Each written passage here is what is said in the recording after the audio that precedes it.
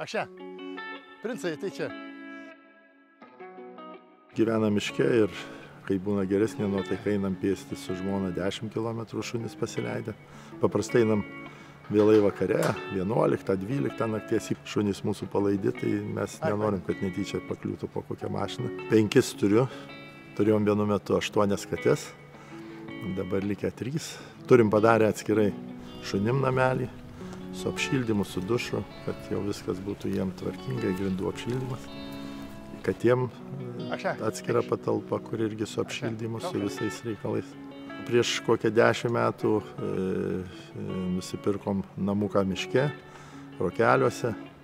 Yra 3 kaimynai, ramūs kaimynai, bendraujam, užeinam į svečius ir tokia mūsų bendruomenė, sakyčiau, kitokio plano negu būdavo visada dėmesio centre.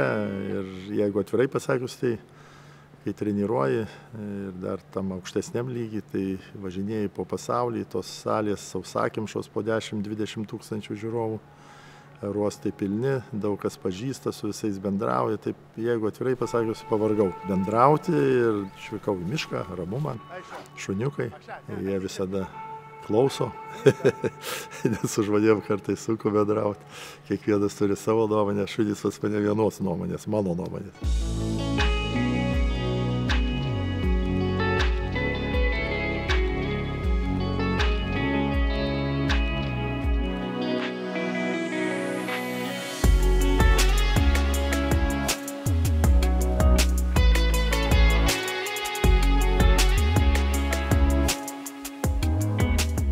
Susirenka draugai, tai visada persimetam, kas yra kietesnis, jau čia mūsų kraujai, turbūt jau čia niekur nedingsi.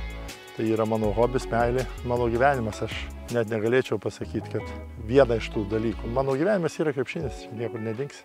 Aišku, jis būna aktyvesnis, kitą kartą būna pasyvesnis, būna klubų, nebūna klubų. Kiek žaidžiau iki 40 metų. Ir kai treniruoju, dabar man jau 60 su viršum, dar vis treniruoju. Aš visada galvojau, kad jau aš gyvenu krepšiniu, kad tai yra mano gyvenimas ir aš tik tai supratau, kai pamačiau iš arčiau, kaip jis dirba, visiškai atsidavęs tai sporto šakai ir nuo ryto iki vakaro tik apie krepšinį ir galvoja. Man 40 ir aš nežinau, ar galėčiau tokiais tempais varyti. Pavyzdžiui, pas jį atskrendi, ar ne, ir jisai, jeigu pradedi nuo vakaro, tu eini miegoti, o jisai eina žiūrėti video. Jisai žiūri tą video iki 3 nakties, tada jisai keliasi 8, tada važiuoja į treniruotę, tada iš treniruotės jisai grįžta 1 kokią, tada tu pavalgai, tada jisai eina pamiegoti, nes jam reikia atsistatyti truputėlį galbūt. Ir tada vėl jis atsibunda ir jisai sėda į mašiną, jis važiuoja, treniruoja, grįžta 9 ir grįžta sėda prie video ir sėdi iki 3 nakties. Ir šitaip sukasi tas ratas. Ir jeigu žmonės galvoja, kad čia reikia talento ar kažko tokio, tai aš galiu pasakyti, kad nereali disciplina ir nerealus sugebėjimas pakelti didelį labai krūvį. Aš galiu dirbti ir Antarktidoje, man nėra problemų, jeigu tik yra ką treniruoti. O ašgi dirbau ir Azerbaidžiane, kur aš tik nedirbau, ir Italijoje, ir Maskvoje, ir Ukrainoje dirbau, kur yra tas darbas, nes dabar kitiem pasiriks. Aš kaip sakau, idealiausia būtų, kad turėti komandą, kur aš gyvenu Rokeliuose, iš namų neišvažiuoju, ten sporto salė treniruoju, taip, man tai patiktų, bet taip nėra. Dabar žiūriu tokį malonumą, žiūriu viską, sakau, net neinu, nes žiūriu namie dar, kai treneris visą laiką atsisukinėjau, kas ką padarė, kur ten vis gali dabar televizijos tos galios neribotos, gali ten susigražinti viską vietoj greit. Aš namie vienas nemėgstu kompanijų, vienas žiūriu, kad įdėmiai viską tą užsibraižau, ką dar reikia. Dar galvoju, kai būsiu kokie 300 metų, dar gal prisireiks tas derinys reikalingas bus. Į sportą Rimą ir 2 metais vyresnį jo brolį Robertą pastumėjo tėtis, Gintautas Kurtinaitis. Pats jis dirbo šaltkalviu, bet Žalgirio mūšių nepraleisdavo. Į rungtynes drauge vesdavosi ir abu savo vaikus. Po poros dešimtmečių Kauno sporto halėje jau griaudėjo ovacijos jo jaunėliui sūnui ir legendiniam Žalgiriui, net 3 metus iš eilės triumfavusiam Sovietų Sąjungos čempionate. Rimui Kurtinaičiui labai apmaudu, kad nespėjo tėčiui parvežti medalio iš Barselonos olimpinių žaidynių. Mano tėtis jau buvo lietuvininkas. Tėtis saugumas tampydavo nuo mažens, dar jau gerai, kad jis jau gyveno tuo laikotarpiu, kaip jau į tą Sibirą nebetrėmė, jo neištrėmė, bet jis visada klausydavo Laisvės radiją, ten Libera Europa, ne, koks buvo Amerikos balsas. Ir aš atsimenu, aš pats dar su tėčiu tą radiją, Vefas, šnypščia, kriokė ten kažkokias tengi tada Tarybų sąjungos metu, jiegi ten vaikydavo tas bangas, tos transliacijos buvo sudėtingos, ten pusės nedagirdi, bet iš ano pasaulio ateidavo ta dalis tiesos, ką mums mes negalėdom laikraštį pastatyti, kaip paskaityti komjaunimo tiesoje. Ir jis vis, ar susirinksit, ar visi susirinksit, ar į rinktinę atvažiuosit, ar laimėsit. Ir jam, reiškia, buvo sunkiai sirgo vėžiu, tai kiekvieną vakarą, kai aš jam paskambinau, jis klausdavo tą patį klausimą, ar susirinksit, ar parodysit pasauliui, ir visą laiką tas klausimas. Rimas Kurtinaitis. Nors per ilgą ir sėkmingą karjerą Rimas Kurtinaitis pasaulį apkeliavo kelis kartus. Geriausiu savo gyvenimo laikotarpiu jis vadina vaikystę. Ji ne visada buvo soti. Teko lankyti savaitinį lopšelį darželį, nešioti brolio išaugtus drabužius, bet tai užgrūdino ir išmokė dalintis.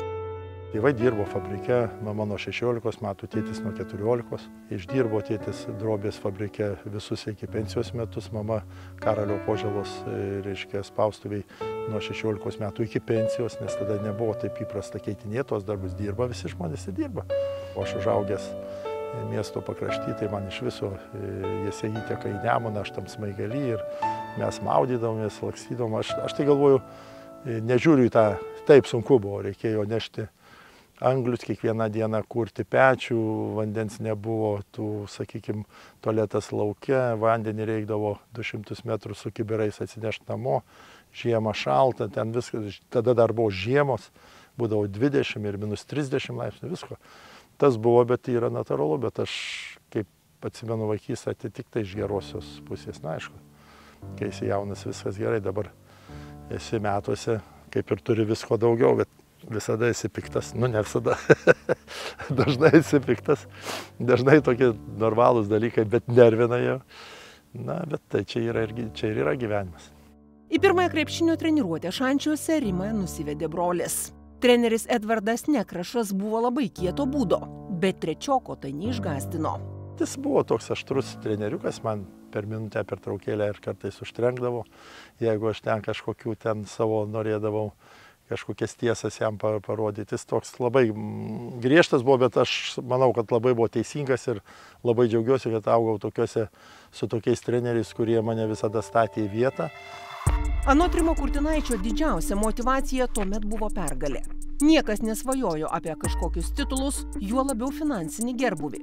Jo mama, dirbdama Karolio Požėlos spaustuvėje, sovietmečiu uždirbdavo 320 rublių, o krepšininkas gaudavo pusę tiek. Tik pasiekus karjeros viršūnę atlygis kiek padidėjo. Būsimam olimpiniam čempionui tiesiog buvo smagu būti su draugais ir žaisti krepšinį, o kai mėgaujasi procesu, ateina ir pergalės. Pirmosios apsvaigino. Kartu su Raimundu Valikoniu pateko į Sovietų Sąjungos jaunimo rinktinę, bet grįžęs į Kauną Rimas Kurtinaitis Žalgiryje neįsitvirtino. Buvo išsiųstas į Panevėžio Lietkabelį, apsigyveno vairuotojų bendrabutyje. Linksmybių iki ryto su sportu ir mokslai suderinti nepavyko. Talentingas jaunuolis gana greitai buvo išmestas iš Kūno kultūros instituto ir išsiųstas į Rygą tarnauti kariuomenėje. Pirmą pusmetį aš tarnavau kaip visi kareiviai, man teko ir žygiuoti, ir mankštas daryti 6 ryte prie minus 20 pusnuokiam bėgioti, plaut tualetus, plaut indus ten 2000 kareivių. Aš tada vieną vakarą taip atsiguliau, dar pamenu, buvo 80 metai ir buvo Olimpiada Maskvos ir tada per žinias, nors labai mažai jau parodydavo, bet toj sportuotojai mūsų ten buvo 160 karių, vienam kambarį gyvendavom. Pagalvokit, kaip gali miegoti vienam kambarį 160 karių. Tai tada žiūrėjau, ta vadinama būdavo informacinė laida 9 valandą programa, Vremė vadinosi, laikas. Ir reiškia, ten truputėlį skirdavo tam sportui kokią 1 minutę ten ar 2. Na ir rodo, kaip Maskvoje ruošiasi olimpiadai, Chomičius, Jovaiša, reiškia, su sąjungos rinktinė. Ir aš taip tada žiūriu ir galvoju, velnės, taigi aš kartu mes su jais treniravomės. Aš ten pusę tų žaidėjų pažįstu ir aš galvoju, kodėl aš čia dabar. dėl kažkokių nesąmonių, o jie dabar ten, kodėl aš negaliu būti tam toje olimpiadoje ir panašiai, aš buvau vieną koją jau tenais ir va tik tai, kad man tos linksmybės kažkaip mane pakreipė ne į tą pusę gyvenime. Na ir tada tokį savo kažkokias išvadas ir tokį, sakyčiau, savo užmanimą, aš privalau ten būti, aš noriu būti, tyliai savo tokius kažkokius įžadus, viską darysiu taip, kad kažkuo tapčiau, kad būčiau ten. Na ir tada rimtai pradėjau žiūrėti visą darbą ir armijoje, ir Rygoje, ir man pavyko, pastebėjo mane Gomelskis, pakvietė į CSKA. Su Maskvos klubu Kurtinaitis tapo Sovietų Sąjungos čempionu, bet pasibaigus kariniai tarnybai pasišovė grįžti į Žalgirį. Aleksandras Gomelskis suprato, kokį talentą praranda, bet nei geruoju, nei piktuoju jo sustabdyti neįstengė. Man buvo pasirinkimas arba likti Maskvoje žaisti CSKA, kas žadėjo ten man tuo metu, kas buvo labai turbūt rusam aktualu, lietuviam turbūt nelabai, reiškia būta karininko laipsnį, būta reiškia Maskvoje ir Sąjungos rinktinę garantavo.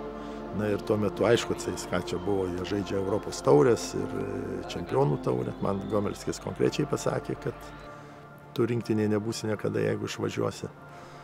Na ir bet po metų patekau ir į Sąjungos rinktinę tuometinę. Na ir visai neblogai susiklostė karjerą. O jis įsisuko žaibiškai. Prasidėjo Žalgirio šlovės metai. Po sidabrinių 83-ųjų ir 4-ųjų net 3 metus iš eilės žalgiriečiams pavyko išversti iš sosto Maskvos CSKA ir laimėti Sovietų Sąjungos čempionato auksą. CSKA tai buvo klubas, kuris jam panorėjus praktiškai galėdavo kiekvieną geriausią iš Sovietų Sąjungos, iš 15 respublikų žaidėją paimti į armiją ir tu būsi CSKA. Ten buvo rinktinė. Ką jie ir padarė man suklupus institutė, ką jie ir padarė su manim.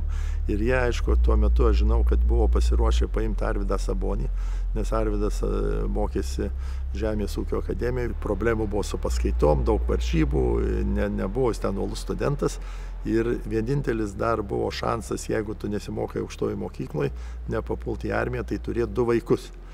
Tai kiek žinau, Lietuvos tada valdžia buvo paruošus tokį variantą, kad Arvydui būtų įsūnyję 2 vaikus ir tada būtų gal taip išlaikę, kad jį tik nepaimtų CSKA.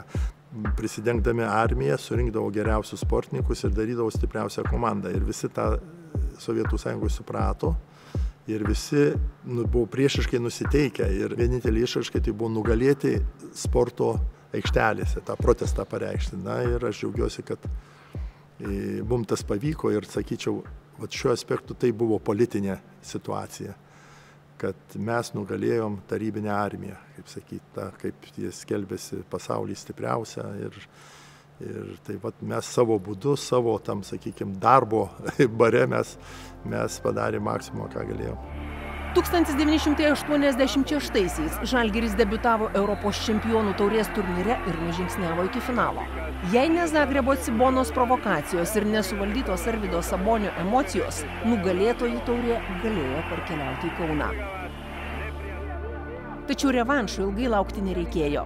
Po kelių mėnesių Argentinoje Žalgiris sutriuškino Ciboną 27 taškais ir jo žvaigždės nuleido ant žemės. O vėliau finale palaužė ir Buenos Airių Ferro Carril Oeste. Aukščiausias klubinių krepšinio komandų trofėjus pasaulyje. Tarp žemyninė Viljamo Džonso taurė buvo parskraidinta į Lietuvą. Štai jinai. Tarp kontinentinė Džonso taurė iš Argentinos. Aukštesnio apdovanojimo krepšinio klubiniai komandai pasaulyje nėra. Aš pasakyčiau taip, tai yra reiškia žygdarbis netoli nusikaltimo. Tenais tą pačią Ciboną mes jau nugalėjom, bet mes jos nebūtume nugalėję, nes Arvydui labai skaudėjo achilus. Ir tada amžinatilsį Vaišnoras, Vitukas gydytojas sako, davai Sabai, aš tau suleisiu į achilus, tiesiai achilus, 2 valandom nuskausminamus. 2 adatas jam suleido. Sakė, kol žaisi, tau neskaudės, o paskiau jau bus matyti. Arvydas atžaidė, mes jį paėmėm, nusinešėm ant pečių, nes negalėjo paeit po varžybų. Svarbu būtų finalgono. Buvo įsitrinti ir primir. Degindavo vis tiek, užkaitindavo ir geriau. Šiais laikais gal taip ir nedarytum, nežino. Pagalvotum apie ateitį ar ką. Tadagi nieks negalvojo. Tada tą dieną reikia ir pirmyn. Specialiai tam treniruodavausi, kad galėčiau iš savęs įspausti maksimumą, sako Rimas Kurtinaitis. Pastumti savo limitą gali tik kentėdamas. Bėgdavau krosą, pasakau, dabar turiu nubėgti tuos 5 ar 7 kilometrus, ne. Tai bėgu ir jau aš juos, ta riba yra, aš Panemunėj prie Nemuno bėgiodavau, tai ten yra sugraduota, kiek tas kilometražas. Ir bėgu, ir tai jau atbėgu tą savo, kur nusipendžiu ir sakau, dar iki to medžio, dar kokį ten 100 metrų, bet jau toks kaip negali ir taip pabėgi ir galvoju, dar va iki tos mašinos ir dar kokį tą kilometrą po kažkokiu medžio stulpu, dar damuši, nes aš kažkaip savo galvodavau, tu žaidi rungtynės 40 minučių ir ateina pratęsimas.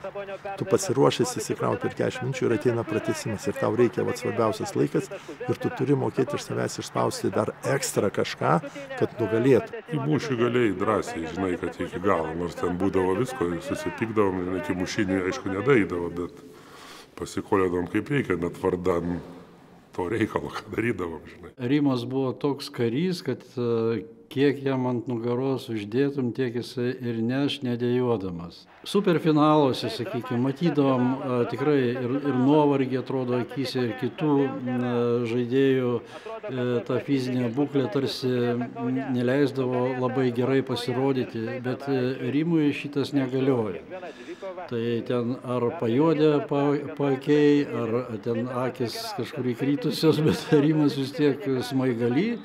Ir jo visą laiką galėjai pasitikėti kaip tuo, kuris imsis sunkiausių momentų, kažkokio tai lemiamo veiksmo, tikrai nesislėps už kitų nugarų. Pamatyti, kaip kortom žaidžiam galima buvo ir buvo viskas aišku. Kad ten niekas nenorėjo nusileisti, visi norėjo laimėti. Aikšteliai to labiau. Kortose kiekvienas su savė, ten visi kartu. Tai visi tokie buvom. Visi, kaip sakyti, štai gal ir ten kažką tai kažkur ir pasiekėm, žinai. Nes ten užvedinėt kažkaip mum kažkokiom kalbom ar dar ko nereikėjo. Mes taip žinojom, kad reikia ir turim padaryti. Aišku, ne visada gaudavosi, bet finaluose esam pabuvę nemažai. Kažką laimėjom, kažką pralaimėjom, bet iki finalų daėjo. Vyrai mūsų, aš galiu taip pasakyti, buvo čempioniško charakterio. Buvo tie, kurie nori laimėti olimpiadą, o ne valstiečių Spartakiadą. Taip, kad žaidėjas turi turėti šitą tokį jausmą, pasiryžimą. Vienas išeina, taip lošia, čia ir nuo charakterio priklauso. Tik tokie žmonės, kurie turi tokį įsitikimą, tokį charakterį, gali pasiekti pergalės. Buvo tokio charakterio Kurtinaitis. Rimas turi labai aukštą krepšinio IQ. Jisai labai geras kūrėjas, krepšinio taktikos kūrėjas. Mes matom ir jo, sakykime, iškalbą, Rimo mąstymą, jo logiką kalboje jau matom. Tai žaidime jisai irgi lygiai toks pat buvo. Jisai džiaugiasi krepšiniu, jam krepšinis yra gyvenimiška kažkoks džiaugsmas. Jisai išeidavo aikštelę ne taip per prievartą ten, ar įsitempęs, ar kažkoks tai susijaudinęs. Jis tiesiog, manau, kad 2-3 minutės ir jisai jau mėgavosi krepšiniu. Ir tam matęs Rimas viską mokėjo krepšinį. Gerą metimą turėjo, gerus perdavimus atlikdavo, individualiai, techniškai gerai pasirengęs būdavo. Jisai toks žmogus, kuris jautė kamuolį, mokėjo skaityti situacijas žaidime, labai gerai mokėdavo išlysti iš po užtvaros ir įmesti. Ir kas svarbiausia, kad tas metimas laisvas jisai buvo ant tiek užtikrintas, kad jisai praktiškai visada įmesdavo. Ir jo tos savybės buvo, kad, žinot, neužtenka vien tik pataikyti, jisai galėjo ir kovoti, ir gintis, ir aplamai jisai buvo toksai visapusiškas krepšininkas. Su juo viskas buvo lengviau, kadangi ir gynybai buvo ir neblogai, ir apie puolimą jau nekalbu. Ne iš karto, aišku, viskas turbūt įvyko, bet paskiau kažkaip, kaip ir sakai, Tik ir viskas aišku, nes ant riksmo net gali nežiūrėdamas, tik duot, žinai, kad ten stovės ir eini ant krepšio, nes metimas bus. Vis tiek rankytė auksinė. Žalgirį žaidžiau 9 metus turbūt. Ir praktiškai su visais tais pačiais žaidėjais, tai tu žinodavai, kas gali įmest, kas gali papasuoti, kokiam ten, sakykime, aikštelės plote tu gali duoti, kam kamuolį, kam nereikia jo duoti. Ir va, tai tokie vienas kito jutimas, tai yra labai didelis tas, sakykime, gal meistriškumo, gal turbūt išraiška. Nes Arvydas man akim parodydavo, kada aukštą pasą, kada žemą. Jis bėgdamas prie centro, aš jau žinodavau, ar jisai ten sugreitina tą žingsnį, ar trumpesnis žingsnis, reiškia, jis sprintuos, jeigu ilgesnis, tai stabdysis. Mes ir šeimom draugaudavom, ir švęsdavom, ten, sakykime, kovo 8-asias, ar ten kažkokias šventės kartu. Tas, manau, irgi duoda didelį ryšį, pasiaukojimą vienas už kitą, ir ta kova būdavo, nereikdavo versti, kodėl nenugriuvai ant sviedinio ar dar panašiai. Viskas vyko savaime. 88-aisiais ant Rimo Kurtinaičio krūtinės Seule suspindo ir olimpinis auksas. Praėjus 8 metams nuo kariuomenėje savo iškelto tikslo. Į pergalę Sovietų Sąjungos rinktinė įsvedė draugę su Arvydu Saboniu, Šarūnu Marčiulioniu ir Valdemaru Chomičiumi. Kartais aikštelėje lietuviai būdavo visi 4. Olimpinėse žaidynėse jie pelnė net 56% komandos taškų. Traumos ir skausmai vėl buvo nustumti į šalį. Sabonį aikštelės SRS rinktinės treneriui Aleksandrui Gomelskiui pavyko privilioti po 2 Achilo operacijų ir 546 dienų arba 18 mėnesių pertraukos. Kurtinaitis žaidė nepaisydamas trūkusio raumens skausmo. Tos pirmos rungtynės man nepavyko, nes 2 savaitės buvau nesportavęs prieš, gaunasi ir aš, kad kaip ir Arvydas, tikis metus. Ir man pirmos varžybos su Jugoslavais nesusidėliojo, jau su brazilais buvo neblogai. Ir taip irgi, bet aš negalėjau pilnu pajėgumu žaisti. Bet su amerikiečiais tai man visada buvo, kas man būdavo pasaulyje lengviausia žaisti pasaulio čempionatuose ar turnyruose, tai su amerikiečiais. Nes jie neskirstydavo žaidėjų į metikus, nemetikus, jie ten tų strategijų daug, jie remiasi fizinę galę. Sąjungos rinktinė laimėjo prieš Jungtinių Amerikos valstijų komandą pusfinalio rungtynėse, kai Kurtinaitis dieviškai atakavo krepšį ir pelnė, man atrodo, 28 taškus. Tai vienas Kurtinaitis ir pridedant dar Šarūną Marčiulionį, Arvydą Sabonį, tai ir Valdemarą Chomičių, tai 4 lietuviai tenai praktiškai laimėjo prieš Jungtinių Amerikos valstijų komandą. Tada finale jau buvo praktiškai viskas aišku. Kurtinaitis mėgavosi ir tuo žaidimu ir mėgavosi savo pasirodymais. Autoritetų jam aikštelėje nebuvo.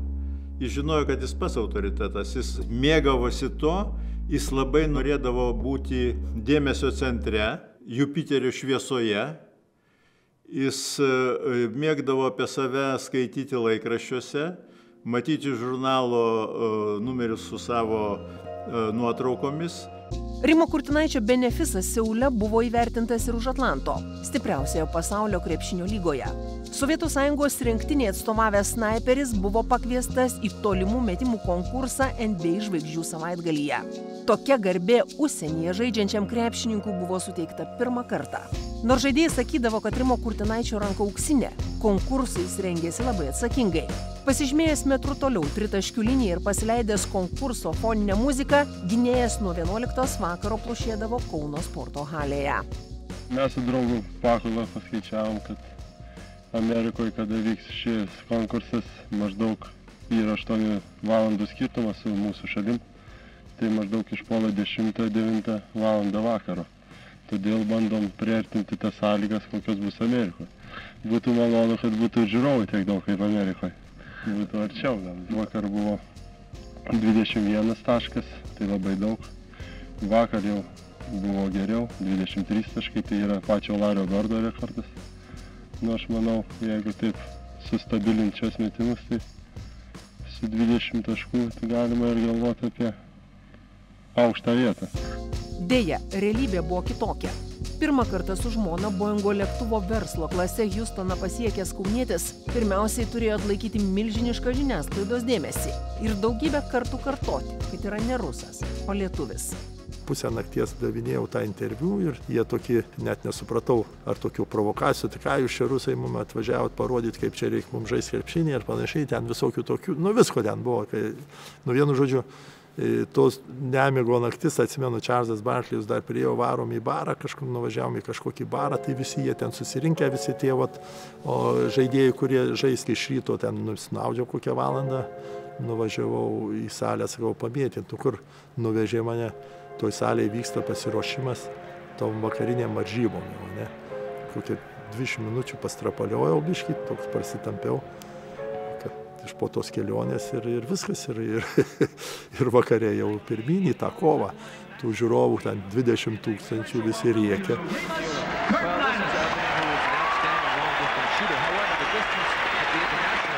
Ir aš sakau, aš pirmą kartą gyvenime pajaučiau, aš atsisėdau ant suolo, nes aš antru išėjau ėjimą. Tai aš užkėliau koją ant kojos ir man koja va taip judėjo, taip tirtėjo koja. Kiek aš ten 9 taškus atėjo.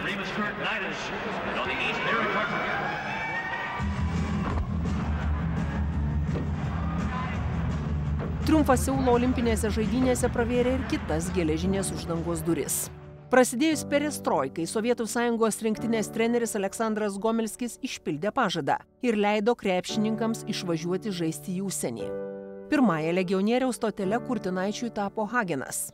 Buvo ir pelningesnių pasiūlymų, bet Vokietijos klubo prezidentas lietuviu susidomėjo pirmasis ir olimpinis čempionas jam pažadėjo.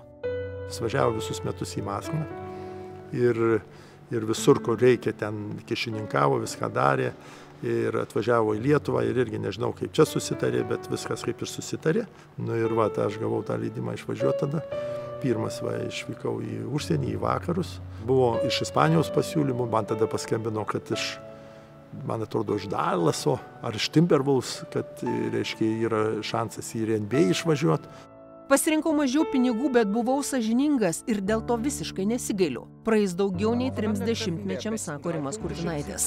Su klubo prezidentu likom draugais iki pat jo gyvenimo pabaigos. Jisai rinko mašinas, jis turėjo garažą ir 8 mašinas ir man tada padovanojo tokį sportinį Mercedesą 190 sportinukas. Greitas, stiprus, mažiukas, padovanojo dovanų, atvažiavau, raktukus padavė, va tau dovanų, kad pas mumi, sako, iki paskutinio netikėjau, kad tu pas mumi atvažiuosi, nes, sako, aš žinaugi, kiek tu turi ten pasiūlymų ir visur, ir čia galimybės visai kitos. Per 3 metus išmokęs vokiškos tvarkos, Rimas Kurtinaitis paliko Hageną. Pasirinko tolimąją Australiją. Čia suprato, kokia didelė gali būti tėvynės trauka. Pasak jo, gyvendamas Europoje to net įsivaizduoti negali. Tačiau pamiršti namų ilgesį padėjo nuostabi gamta ir žmonės. Nebejotinai geriausi pasaulyje, nostalgiškai prisimena Rimas Kurtinaitis. Gyvenau tokiam miestelį Tensville, tropikų zonoje, kur ten 120 000 gyventojų, kiekvieną pažįsta, labai gera bendruomenė. Tas krepšinis 7 000 salę turėjom, tai yra visi krepšiniai savaitgalį, visi kazino, nes kazino būdavo, reiškia, dieną galėjai su šortais, vakare susirenka to miestelio visai kazino, nes kazino nebuvo tik tai, kad žaisti, ten būdavo scena, groja gyva muzika, švediškas stalas, šeimos susitinka, viso miesto bendruomenė susitinka. Miestas buvo tokia bendruomenė ir labai ten ir mane mylėjo ir jie ten, pamenu, rašė laikraštį sveikas sūnaus sugrįžęs į savo tėvynę, tipo, kad Australijoje. Jo, labai viskas buvo puiku. Tačiau ramų ir laimingą gyvenimą sudrumstė Arvydo Sabonio skambutis ir pasiūlymas atvykti žaisti į Madrido Realą. Rimui Kurtinaičiui jau buvo 35, todėl jis puikiai suprato, kad tai paskutinė galimybė. Australijos klubo prezidentas sutiko, kad dar metus galiojantis kontraktas būtų nutrauktas. Dar 10 metų sapnuodavau rojų žemėje, prisipažįsta Rimas Kurtinaitis. Realas, aš manau, visų svajonių komandų čia. Nereikia apie tai daug ir kalbėti, viską suprantama. Paprasčiausiai tuo momentu buvo, aš nugirdau, kad ieško snaiperio ir taip toliau, žinai. Tai sakau, taigi yra snaiperis, tik tai toli. Reikia atsivežti ir jisai primėtysim tų tritaškių. Taip ir įvyko. Pasirašiau metus, po to atėjo Željko Obradovičius, pratęsė dar man vienus metus kaip treneris. Na ir teko vėl su Arvydu susitikti, vėlgi 2 metus kartu žaidėm, Jose Berikovas, Džo Orlauskas buvo tada. Buvo gera kompanija, surinkom, tai laimėjom tada Ispanijos čempionatą, o kitą sezoną laimėjau Eurolygą. Aš Eurolygoje nežaidžiau, nes pagal ispanų taisyklės ir Eurolygos taisyklės buvo galima žaisti 2 užsieniečiam tik tai čempionų lygoje, o Ispanijos čempionate 3 užsieniečiam. Realia buvo tie 3 metai, tai pasaka, nežinau, man turbūt geriausiai iš vis, kiek aš žaidžiau tam užsienį ar tose komandose keliuose, bet toks labai buvo kolektyvas geras, pradedant treneriais, baigiant žaidėjais, žodžiu, toks buvo, kaip ir sako, šeima tokia kumštis, tai pralaimėdavom kartu ten ir paverdavom, laimėdavom kartu ir pasidžiaugdavom, žinai. Ir Žalgirį mes važinėjom su kostiumais. Ten paskutiniais keletą metų paskutinių, kai Europą, o ten visur su kostiumu. Kai laimėjom, atsimenu, vieną čempionatą, tai grįžę toks baseinukas buvo mažiukas, tai mes net iš to džiaugsmo sakėm, dabar reiks plaukti, tais metais vis tiek duos kitą. Tai į tą baseiną, žinai, tos kostiumus velniop ten.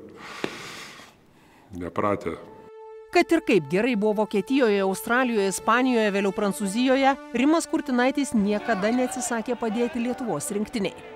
Sabonis tik švilptelėdavo ir mes visi susirinkdavome, sakydavo krepšininkai. Po 64 metų pertraukos į olimpinę šeimą grįžo skambiai. 92-ųjų Barselonos žaidynėse iškovojo bronzą ir dar kartą visam pasauliui parodė, kad Lietuva laisva ir ją privalu gerbti. Labai simboliška tai, kad mažajame finale lietuviai palaužė nepriklausomų valstybių sandraugos rinktinę. Čia yra toks savotiškas sporto karas, ne? Ir kur tu turės stovauti savo Lietuvą, savo šalį, kas bebūtų. Tai yra tavo tėvynė. Turbūt nebereikalo buvo pavadinta kita svajonių komanda, kad mes ir svajojame ir mes turėjome potencialo kažką tai pasiekti. Ir dar tas emocinis užtaisas. Pirmą kartą nepriklausoma Lietuvos rinktinė važiuoja į olimpinę žaidynę. Kiekvienas buvo pakęs, kad taip viskas greit pasikeitė, kad tu staiga gali žaisti už Lietuvą ir su Lietuvos vėliava ir viską, sunku patikėti. Džiaugiamės, kad esam, kad čia ir kad po to ir galvoj dar, kaip laiku gimė, matai, galėjom ir ten, ir spėti, ir čia dar. Kiti negalėjo. Susirinkom Druskiniuose. Gyvenom sanatorijai kartu su žmonėmis, valgėm jų maistą. Tai vyrai už savo pinigus eidavo į miestą, į kavinę dar pavalgyti, nes neužtekdavo. Bet niekas nemurmėjo. Niekas. O taip. Jie praėjo atranką, laimėjo visas rungtynės, praktiškai Europos čempionatas prieš pat olimpinės žaidynės. Jau ir tai buvo išsekę. Jie toliau važiavo, ką reikėjo, tą ten darė. Jiems nereikėjo nieko įrodinėti, skatinti, kad oi čia žinot, čia jūs už Lietuvą žaidžiat. Tai iš vis nebuvo tokių kalbų. Visi ten žinojo, visi ir tos pergalės buvo, sakau, daugiau negu auksas. Niekada taip nesidžiaugiau medalių kaip Barcelonai. Nes tai buvo Lietuva, Arvydas pasakė, tai buvo dvasia. Tai jau buvo ne tik medalis. Tai jisai, jeigu kaip auksas yra auksas, ką ir esu pasakęs, o šitas medalis jis yra toksai šiltesnis, jis gal ne taip blizga, bet jis šitą šilumą ir ta dvasia jis yra artimesnis. Kelialapį iš šimtmečio olimpinės žaidynės Atlantoje Lietuvos krepšininkai iškovojo Atėnuose. Čia vykusiame Europos čempionate jie pasiekė finalą, bet liko antri. Praėjus keliems dešimtmečiams atrodo, kad rezultatas puikus, bet tuomet buvo labai skaudu. Nežinau, kiek jie ten talpina 12 tūkstančių ar 14, visi rėkė Lietuva, Graikai, ne?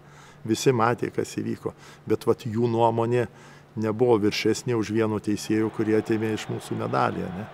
Tai ir sakau, pavyzdžiui, kartais žmonių nuomonė, jinai ne prekinės išvaizdos, bet, morališkai mums buvo malonu, kad Graikija. Mesgi paskui išėjom į restoranus ten vakare, jau, aišku, tą rytą turėjom išskristi, aišku, ir tos atšvęst. Tai visuose restoranuose viskas buvo Graikijoje Atėnuose už dyką. Kiek mes perėjom restoranų su valgiais, su išgerimais, tai visur neėmė Graikai pinigų, ne, jūs Lietuva, jūs čia tokie, anokie, va čia jūs tokie. Tai Na aišku, iš tos pusės toks pasitenkinimas yra. Atlantos olimpinėse žaidynėse, kuriuose Lietuvos krepšinio rinktinėje žaidė net 6 debiutantai, 36 Kurtinaitis buvo vyriausias. Tačiau jis išplėšė pergalę pirmose rungtynėse, kuriuose lietuviai po 2 pratęsimų palaužė Kroatiją. Dėl pražangų limito Arvydas Sabonis, Šarūnas Marčiulionis, Artūras Karnišovas Kurtinaičio šou jau galėjo stebėti tik nuo atsarginių žaidėjų suolelio. Gerokai vėliau žurnalas Sports Illustrated šias rungtynes pavadino gražiausių olimpinių žaidynių krepšinio spektakliu. 3 taškai, bravo Kurtinaitis, 3 taškai. Nėra 2 sekundės, vėl baudos. Ir tai pirmoji pergalė olimpinė. Lietuvos rinktinė įsibėgėjo ir antrose olimpinėse žaidynėse iš eilės iškovojo bronzos medalius. Po Europos jaunimo čempionato į vyrų rinktinę net važiavo Andrius Jurkūnas ir komandoje liko 11 žaidėjų. Medalis buvo įteiktas ir treneriui Vladui Garastui. One left, one down. I think it's in.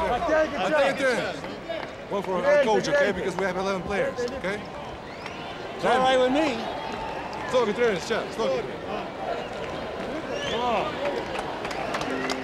Būtent tai ir sukėlė didžiulį pasipiktinimą Lietuvoje. Ambicijų karo medalis. Taip vėliau šį medalį pavadino Rimas Kurtinaitis. Nors antrą kartą iš eilės laimėta prizinė vieta aistras kiek apramino, po kelių operacijų reabilitaciją dėl olimpinių žaidynių sutrumpinę Šarūnas Marčiulionis ir Arvydas Sabonis paskelbė, kad rinktinėje karjerą baigia. Komandą žadėjo palikti Rimas Kurtinaitis, bet kai labai reikėjo, veteranas dar trumpam sugrįžo. Grįžtam į Vilniaus aerouostą, iškart aerouoste, reiškia, preskonferenciją atsimenu į restoraną, ten kur nuvedė pas mum kažkur viršuje, ne visos kameros ir visi laukia. Ir Arvydo pirmi žodžiai, mes taip ant scenos kažkaip sėdėm ir sako, nu kur jūsų tie šūdų kibirai, tie kokį kibirai? Ir tada mes pradėjo visi juoktis, nes čia turėjo tie žmonės žinot tą potekstę, iš kur čia viskas. Visi mes ir pasakėm, nu, netinkam, tai jau netinkam, ateis naujo kartą, mes tą ciklą užbaigėm olimpinį, viskas kaip ir logiška. Bet aš tada žaidžiau Prancūzijoje ir iškilo problema kvalifikacijai, dabar galvoju, Europos čempionatą turbūt. Ir tada pamenu, Garastas man paskambino ir Rimai, sako, reikia, tada dar turbūt kokią 3 varžybas sužaidžiau, aš net nežinau, bet mes laimėjom ir mes išėjom į kitą etapą ir turiu omeny į Europos čempionatą ir tada aš jau baigiau karjerą. Prancūzijoje Rimas Kurtinaitis laukė dar vieno skambučio, labai netikėto – sportinį kostiumą pakeisti į valdininko, tapti kūno kultūros ir sporto departamento direktoriumi ir vadovauti visam Lietuvos sportui. Pasitikėjimo savomis jėgomis nestokojantis krepšininkas iššūkį priėmė drąsiai, nors tuo metu net kūno kultūros instituto dar nebuvo baigęs.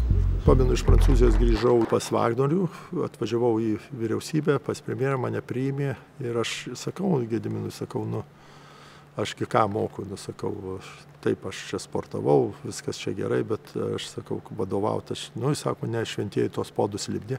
Visi mes mokomės. Pirmą pusmetį buvo labai sunku, nes, aišku, čia nėra tik tai aukštas meistriškumas, čia yra ir sporto skyriai, ir miestai, kaimai, ir ne tik, ir mokyklos, ir švietimo mokyklos, ir sporto vaikų mokyklos. Kai dirbau kūno kultūros ir sporto departamente, tai buvo blogiausios dienos šeštadienis, sekmadienis, nes tada laisva diena, aš neturiu ką veikti, nes mes, kai atėjau į departamentą, buvo tiek daug įdomių klausimų, mes susirinkdavom 7 ryto, išsiskirstydavom 11 vakaro. Jis ėmėsi labai taip entuziastingai, turiu pasakyti, jisai aplankė visus rajonus, visas sporto bazės žinojo. Žodžiu, iš tiesų jisai kaip ir krepšinio aikšteliai, taip ir kaip sporto administratorius jisai daug darė. Ir tikrai buvo daug reikšmingų dalykų, kuriuos mes kartu su juo darėm. Bet ta konkurencija tokia galbūt tuo metu buvo šiek tiek nesveika, nes Kurtinaitis krepšinio žvaigždė žinomas, daug pasiekęs ir taip toliau. Ir kaip čia taip, kas čia jis bus antraeilėse rolėse? Ne. Jisai visada nori būti pirmas ir jokių klausimų nėra. Bet paskui, kai mes išsiaiškinom, kad kaip sakyti, ne mes kalti, bet aplinka kalta, tai gražiuoju sutarėm ir tai dirbom labai gerai ir Sidnėjaus olimpinėse žaidynėse buvo pasiekti labai gražūs rezultatai. Ne per seniausiai skambino Sabonis ir po mūsų medalių skaičiaus ir po tokio, grįšiu prie krepšinio, po tokio žaidimo, jis papasako tokius įdomius momentus, kad sako, Amerikoje tie žaidėjai, kurie, jo kolegos, kurie žaidžia viename klube, visi subėgo į treniruotę su žemėlapiais ir sako, tu mums parodyk, kur ta jūsų tie 3 milijonai, kur mūsiškius taip muša. Tai 24 vieta, nors mes tik šią olimpiadą išsilaikėme gal pusę jos, bet tikrai buvo malonu tarp kitų sporto, stiprių sporto šalių, vaikščiau iškėlęs nosį. Atidirbau tos 4 metus, per to laiką pasikeitė ir 4 vyriausybės, aš išlikau ministrų, visas tas būrys pasikeitė ir toks pradėjo biškai buksuoti, tai aš ten per daug jau tam gale, kaip tos vietos ir nesaugojau, tai aš Brazauskui taip ir pasakiau, man sakau ir taip ir ne, ir atsakymas reikia, aš dirbsiu jum, nes, gerai jau turiu patirtį tos 4 metus, nereikia, išsiskyrėm gražioj, viskas tvarkingai.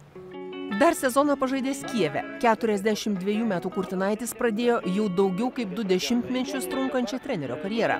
Kelionės pradžia buvo gana netikėta – Azerbaidžanas. Būtent su šio šalies rinktiniais laimėjo tikro aukso medalį. Auksingiausias medalis, kokį turiu. Tikrai ir tas gabalas didelis, ir gražus, ir tikrai, kad jau žinau, kad jau arabai neįdės ten kažkokio plieno, jau ten tikrai jau tas aukso gabalas padarytas. Azerbaidžaną važiavau irgi, prezidento Ilhamo Alijevo, reiškia, kvietimu. Tuo metu jisai buvo Olimpinio komiteto prezidentas, dabar šalies prezidentas, nes tada buvo jo tėtis, Gaidaras Alijevas buvo prezidentas. Tai nuvažiavau sukurt komandos iš nieko, pavyko tą padaryti, mes laimėjom musulmonų šalių olimpiadą Saudo Arabijoje, buvau Mekoje, Medinoje, aplankiau tokias vietas, kur ne kiekvienas musulmonas gali papulti. Rimas Kurtinaitis džiaugiasi, kad tiesiai iš sporto valdininko posto nešoko į stipriausius klubus. Čia būtų tas pats, kaip iš mokyklos į kosmosą, tikina vienas tituluočiausių Lietuvos krepšininkų. Į Vilniaus Lietuvos Rytą, kuris kvietė iš karto palikus sporto departamentais, atėjo vėliau ir labai skambiai. 2 metus iš eilės triumfavo Lietuvos krepšinio lygos ir taurės varžybose, iškovojo Europos taurę. Vėliau dar 2 kartus ją iškėlė Rimo Kurtinaičio treniruojamas Maskvos Srities Chimki klubas. Buvo labai geras laikas Lietuvos Ryte. Dėja, kažkam yra pradžia, kažkam pabaiga. Išvykau į Chimkus, į VEFA Chimkus. Pamačiau spektrą, geografiją, didesnis, sakykime, visokių galimybių. Buvau labai turtingam klube, buvau VEFA, kur mažiau turtingas, buvau Kantų Italijoje, kur iš vis nesupratau, ko aš ten buvau. Nes ten Gerasimenka buvo vadas, kur vieną dieną perka žaidėjus, kitą kartą parduoda jos, kitą dieną išgėręs. Bet kurioje komandoje, kurioje dirba, Rimas Kurtinaitis reikalauja maksimalaus atsidavimo treniruotėse. Talentų dabar daug, sako olimpinis čempionas, bet aukščiausiai iškyla tie, kurie laikosi disciplinos ir daug dirba. Mane kartais klausia žaidėjai, kiek trenerių vyks treniruotės. Padarysit tą darbą, ką mums reikia šiandien, aš turiu susiplanavęs, vyks pusę valandos. Nepadarysim, vyks 2 valandas, gal 5, kol padarysim, nes man nėra tas, kad užsidėt varnelę, kad mes atėjom į darbą. Man reikia padaryti šitą darbą. Į jūsų buitį aš nelendu, į jūsų laisvalaikį, jeigu jūs esat stiprus ant tiek, kad galite rūkyti ir išgerti ten kažkokio alaus, ar ten gal viskio, aš nežinau, bet jūs man kitą treniruotę dirbsit pilną jėgą, prašau, darykit tą. Navaro, toks žinomas ir geriausias, gal visų laikų krepšininkas, po kelią į dieną rūkydavo, bet tu aikštelį jo nematydavai, jisai žaidė lygi to 100 metų ir tu nematai, kad jisai uždustų, jisai visada daro maksimumą. Jis yra griežtos rankos treneris, jis yra didelių krūvių šalininkas, bet jo taktika yra labai lanksti, jisai gali prisitaikyti prie varžovo, varžovai visada išmeta kažkokį netikėtumą, apgauna varžovą, rodo jam kažkokius akcentus, kad čia bus smūgis, o smūgiuoja visai per kitą pusę. Jis turi gerą labai oratoriaus gyslelę, jisai gali tas motyvacinės kalbas, kuriuo aš labai nemėgdavau, Rimas jas puikiai kalba. Jisai yra treneris kūrėjas. Jis yra ne treneris kopijuotojas, jis yra treneris kūrėjas. Jis, kai žaidėjas buvo, toksai buvo. Paprastai snaiperiai žaidžia pagal principą duok aš įmesiu. O Rimas buvo snaiperis, bet jis buvo kitoks. Jisai dar ir kitiems sudarydavo situacijas. Dar kai buvo ypatingai labai jaunas buvo. Tai jis ne šiaip, kad įmesdavo, bet jis dar gražiai įmesdavo, išsirangydavo visai. Ten, pavyzdžiui, tą situaciją kažkokią žaidybinę buvo galima išspręsti dvigubai lengviau, bet jisai padarydavo taip, kad jinai būtų gražesnė. Jis dar žaisdavo publikai. Ir nebereikalo, kai pamatė Gomelskis jį pirmą kartą, jis pavadino į baltų amerikiečių. Tai turbūt šitas persikėlė ir į trenerio veiklą. Jis yra vienintelis treneris Europai, laimėjęs Europos taurę 3 kartus. Prie Lietuvos rinktinės vairo Rimas Kurtinaitis stoja tik sulaukęs 64, bet jo vardas jau ir čia įrašytas aukso raidėmis. Jis dirbo Ramūno Butauto asistentu 2005-aisiais, kai šalies jaunimo rinktinė tapo pasaulio čempione. Po 2 metų savo draugui padėjo iškovoti bronzą Europos vyrų čempionate Madride. Prie manęs buvo Kazlauskas, o po to, kai jis baigė, žaidėjų paklausiau, ko norėtumėt matyti trenerį savo, nes jums reiks, kad jums turi padėti kažkas, be jo nebus. Tai ir surašė, tai buvo Jasikevičius, po to buvo Adomaitis ir po to buvo Kurtinaitis. Tai Jasikevičius įsakė jau pagal sąrašą. Dainius sutiko, tai ir viskas. Ta atmosfera rinktiniai, kad būtų jinai gera, yra viena, gera atmosfera gali būti, ten nežinau, Kanaruose ar kur. Čia yra darbas, kur laukia 3 milijonai žmonių ir laukia rezultatų. Ir kiekviena nesėkmė yra konkrečiai kiekvieno žmogaus lietuvio nesėkmė. Aš taip matau tą visą dalyką. Kad pasiekti tą sėkmę reikia dirbti. Dirbsim nuobodžiai daug ir sieksim rezultato. Pavyks, nepavyks, nežinau. Gal žaidėjam toks matymas netinka, aš nežinau. Jie nori galva būti žemesniai vietoj, bet geresniai atmosferoj. Na, čia ne man. Tada man ten nėra kas veikti. Maksimalaus atsidavimo darbui Rimas Kurtinaitis reikalaudavo ir iš savo sūnaus Giedriaus, kurį pasikvietė dirbti į Chimki klubą. Kai mes atėjom dirbti, aš jau nežiūriu jį kaip į sūną, žiūriu jį kaip į darbuotoją. Ir aš nematau jokio, nes taip, aš jam daviau meškerę, bet tą žuvį jis turi pasigauti. Aš jam suteikiau galimybę. Taip yra išauklėtas vakarietiškas pasaulis, jeigu pastebėjot tų supermilijardierių sūnus ar dukros, jie negauna tų palikimų. Jiems suteikia teisę tėčiai dirbti tam kažkokiam ofise, kažkokie, ir jisai turi užsidirbti. Netgi, sakyčiau, kartais ir griežčiau su manim eldavosi, net reikalaudavo kartais daugiau. O tik treniruotė pasibaigė ir vėl kalbamės kaip šeimos du nariai. Tai labai mokėdavo tą atskirti ir neperneša iš aikštelės ten ar kažkokių neigiamų emocijų. Gali būti, kad ant tavęs rėkia, o po 5 minučių treniruotė baigta, jau juokauja ir sako, ką veikiam. Apie krepšinį jis man tik tai yra pasakęs,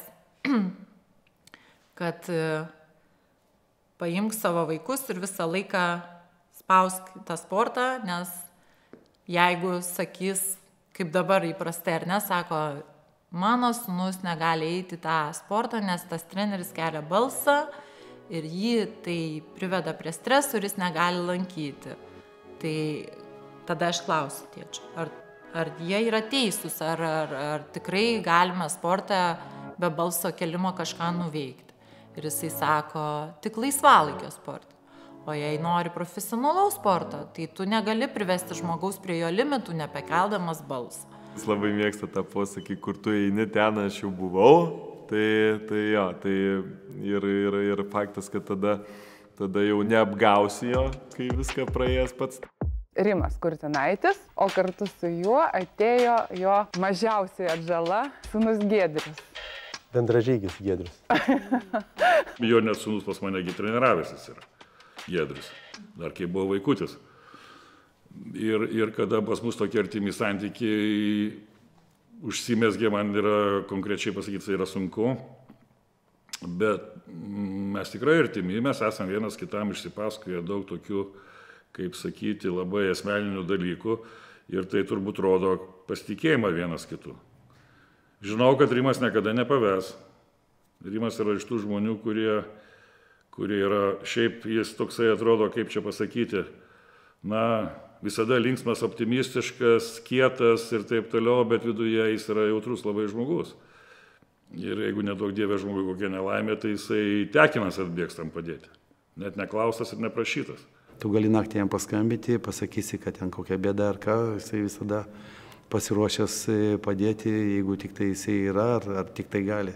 Žmogus, kuris gyvena pilnakraujį gyvenimą, turi savo nuomonę, bet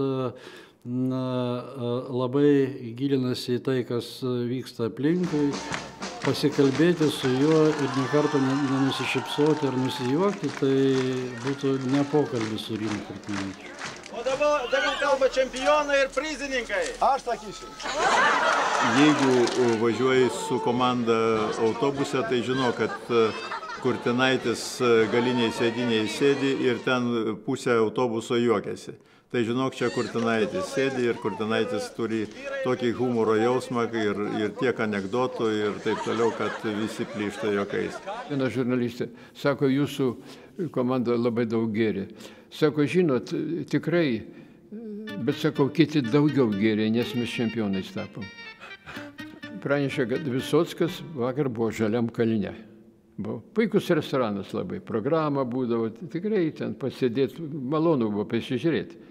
Koncertas. Tai aš iškusipoliu, sako, kur tu čia vaikštai, taip turiu. Sako, aš atėjau pavakarinę, pavalgyti. O tuo laiku tam restorane 30 rankininkų šventė gimtadienį ir niekas neatkreipė jos dėmesio. Atėjo Visockas, apie jį kalba. Apie tos, kur sėdė 30 niekas, galite pagalvoti. Koks tariška buvo populiarumas ir kaip visiems kryto akis šitas dalykas. Ar yra ko pasimokyti iš Granito? Kovingumo. O dar ko? Vyriškumo.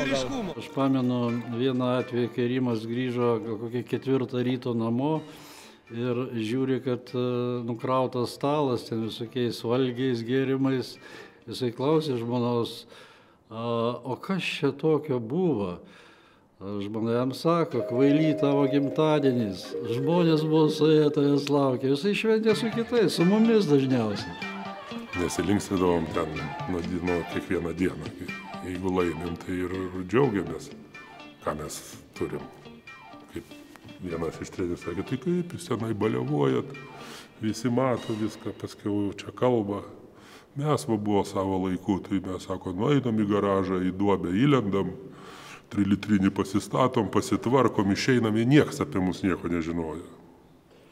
Mes tokie pažiūrėjom, sakom, nu tai jūs taip ir darykit, o mes kažkaip norim pasidžiauti kartu su visais.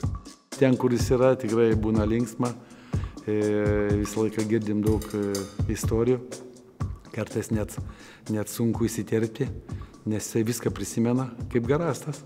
Ir jisai gali pripasakoti ir būtų, ir nebūtų dalykų, bet dažniausiai pasako viską, kas buvo. Visada linksma. Visada gali kažką sužinoti iš praeities naujo, nes pas jį atmintis gera. Kartais, aišku, biškiai būna ir nukreipta kažkur. Reikia, sakau, kai prisimeni, tai geriausia, kai daugiau yra. Tada gali išgrydinti tą tikrąją kažkokią arčiausiai tiesos. Nes normalu, kad kažką vis dadėti, kad būtų linksmiau ar gražiau ir paskiau vis tolyn eina, paskiau žiūri, kad tos tiesos jau ten yra. Arba jos ten tik tai 10%. Tas kelias, kur nuėjau, gal kai kurios momentus gyvenime gyvenčiau kitaip, bet vėl nežinau, kaip tada pasisuktų. Reiškia, tas gyvenimas, viskas buvo teisinga. Ir nebūčiau išėjęs į armiją, nebūtų mane įkišę plautų tualetų. Ir vėl nežinau, ar aš būčiau ką nors apsivertęs ir pasiekęs toliau. Tapau olimpiniu čempionu, ką visą gyvenimą svajojau. Tapau treneriu, žaidžiau Žalgirį, tą atlyginimą, ką man davė departamente, tai jisai palyginus su krepšininku, to atlyginimo buvo labai viena vakarienė, sakyčiau, taip, su draugais viena vakarienė, tai buvo mėnesinis atlyginimas. Na, gerai, kad turėjau iš sporto uždirbęs pinigų, reiškia, tie visi dalykai tuos 4 metus, kol dirbo vyriausybėje, jie kompensavosi.